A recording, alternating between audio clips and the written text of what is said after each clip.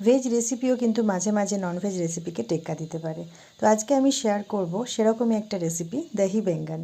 বেগুনটাকে কেটে ধুয়ে রাখতে হবে, তারপর তার মধ্যে নুন, চিনি, হলুদ আর অল্প একটু কাশ্মীরি রেড চিলি পাউডার দিয়ে ম্যারিনেট করে রাখতে হবে কিছুক্ষণ।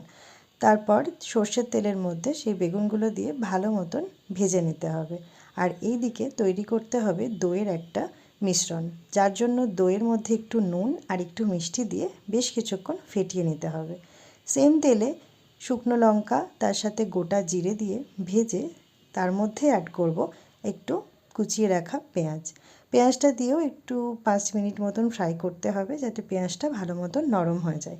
তারপরে এর মধ্যে সমস্ত রকম গুঁড়ো মশলা, যেমন ধনে গুঁড়ো, জিরে গুঁড়ো, সবজি মশলা, সমস্ত মশলা আর তার সাথে একটু আদা রসুনের পেস্ট আর হলুদ গুঁড়ো দিয়ে কিন্তু ভালো মতন করে মিশিয়ে নিতে হবে এবং ততক্ষণ অবধি মশলাটা কষাতে হবে যতক্ষণ না অবধি মশলার কাঁচা গন্ধটা চলে যায়।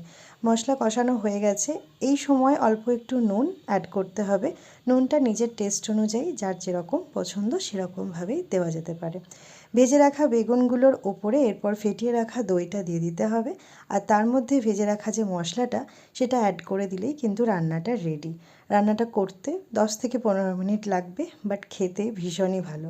ওপর থেকে গার্নিশিংয়ের জন্য একটু ধনেপাতা কুচি ছড়িয়ে দিলেই তৈরি হয়ে যাবে দহি বেঙ্গন। ভেজ ডে বা যে কোনো দিনই তোমরা কিন্তু বাড়িতে এটা ট্রাই করতে পারো। দেখা হচ্ছে নেক্সট ভিডিওতে। বাই।